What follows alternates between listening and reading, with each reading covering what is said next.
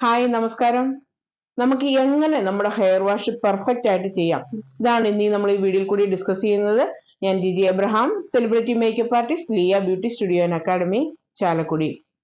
നമ്മളെല്ലാവരും ആഴ്ചയിൽ 2-3 തവണ മാത്രമാണ് ഇപ്പോൾ കൂടുതൽ ആളുകളും ഹെയർ വാഷ് ചെയ്യുന്നത്.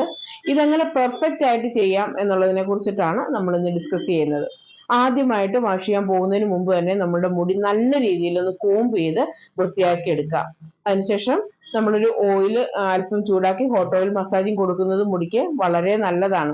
അങ്ങനെ ചെയ്യുന്നുണ്ടെങ്കിൽ 7 മിനിറ്റ് തൊട്ട് 10 മിനിറ്റ് വരെ മസാജിങ് കൊടുത്ത് ഒരു 20 മിനിറ്റിന് ശേഷം നമ്മൾ വാഷ് ചെയ്തെടുക്കുകയാണെങ്കിൽ വളരെ നന്നായിരിക്കും. ഇനി ഹെയർ വാഷ് ചെയ്യുമ്പോൾ ശ്രദ്ധിക്കേണ്ട കാര്യങ്ങളാണ് നമ്മൾ പറയുന്നത്. അധികമായിട്ടുള്ള ചൂടുവെള്ളമോ അധികമായിട്ടുള്ള തണുത്ത വെള്ളമോ ഹെയറിന് അത്ര നല്ലതല്ല. ലൂക്ക് വാം വാട്ടർ ആണ് നമുക്ക് നല്ലത്. ലൂക്ക് വാം വാട്ടറിൽ നമ്മളുടെ മുടിയും സ്കാൽപ്പും നല്ല രീതിയിൽ വെറ്റാക്കി എടുക്കാം. അതിനുശേഷമാണ് നമ്മൾ ഷാംപൂ ആപ്ലിക്കേഷൻ വരുന്നത്. ഷാംപൂ തിരഞ്ഞെടുക്കുമ്പോഴും കുറച്ച് കാര്യങ്ങൾ ശ്രദ്ധിക്കണം. സൾഫേറ്റ് ഫ്രീ ആയിട്ടുള്ള ഷാംപൂസോ ഏതെങ്കിലും മൈൽഡ് ഷാംപൂസോ ആണ് നമുക്ക് റെഗുലർ ആയിട്ട് യൂസ് ചെയ്യാൻ നല്ലത്.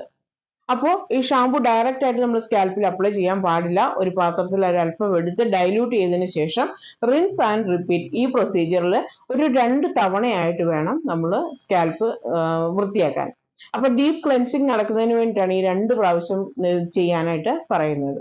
അപ്പൊ നമ്മള് സാധാരണ മുടി എടുത്തിട്ട് ഇങ്ങനെ ഇട്ട് തിരുമുന്ന ഒരു സ്വഭാവം ഒത്തിരി പേരുണ്ട്. അങ്ങനെയൊക്കെ ചെയ്യുമ്പോൾ മുടി പൊട്ടിപ്പോവാണ് ചെയ്യുക. അപ്പൊ സ്കാൽപ്പിൽ നന്നായിട്ട് ഫിംഗർ ടിപ്പ് വെച്ചിട്ട് സ്കാൽപ്പിന്റെ ഉള്ളിൽ നന്നായിട്ട് നമ്മളത് മസാജ് ചെയ്തെടുക്കുക. അതിനുശേഷം നമ്മൾ മുടിയിൽ കൂടെ ഒന്ന് തലോടി വിട്ടാൽ മതി, ആ മുടി നല്ല രീതിയിൽ വൃത്തിയായിക്കോളും. ഇതൊരു 3-4 മിനിറ്റ് കൊണ്ട് നമ്മളിത് ഈ മസാജിങ് ഒക്കെ കഴിഞ്ഞ് നമ്മൾ ഹെയർ വാഷ് ചെയ്തെടുക്കും. നല്ലോണം ഷാമ്പൂവിന്റെ അംശം മുടിയിൽ നിന്ന് പോയി എന്നുള്ള കാര്യം ഉറപ്പാക്കുക. അങ്ങനെ ഉറപ്പാക്കിയതിന് ശേഷമാണ് നമ്മൾ കണ്ടീഷണർ യൂസ് ചെയ്യുന്നത്. ഇനി എങ്ങനെ കണ്ടീഷണർ യൂസ് ചെയ്യാന്നുള്ളതാണ്. അപ്ലൈ ചെയ്യുമ്പോൾ കുറച്ച് കാര്യങ്ങൾ ശ്രദ്ധിക്കാനുണ്ട്. കണ്ടീഷണർ നമ്മൾ ഒരിക്കലും സ്കാൽപ്പിൽ ഇടത്തില്ല.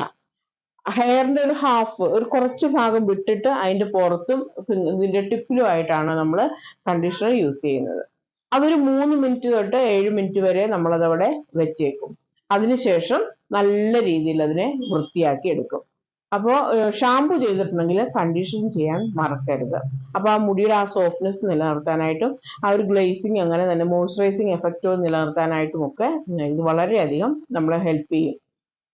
അതുപോലെ തന്നെ ഈ ഇത് കഴിഞ്ഞിട്ട് കണ്ടീഷനിങ് കഴിഞ്ഞേച്ചും ഒരു ടവൽ ഡ്രൈ ആണ് ഏറ്റവും നല്ലത്. അല്ലെന്നുണ്ടെങ്കിൽ ബ്ലോ ഡ്രൈ ചെയ്യുകയാണെന്നുണ്ടെങ്കിൽ വളരെ ലൈറ്റ് ആയിട്ട് ബ്ലോ ഡ്രൈ ചെയ്ത് സെറ്റ് ചെയ്തിടുന്നത് വളരെ നല്ലൊരു കാര്യമാണ്. ഇതിപ്പോൾ നമുക്ക് ആഴ്ചയിൽ 1-2 തവണ ഇങ്ങനെ റിപ്പീറ്റ് ചെയ്തെടുക്കുകയാണെന്നുണ്ടെങ്കിൽ പല ഗുണങ്ങളാണ് കിട്ടുന്നത്. ഇത്തരത്തിൽ ഹെയർ വാഷ് ചെയ്യുകയാണെന്നുണ്ടെങ്കിൽ നല്ല ഡീപ്പ് ക്ലെൻസിങ് നടക്കും. ഒന്നാമത്തെ കാര്യം നല്ല ഡീപ്പ് ക്ലെൻസിങ് ആണ്.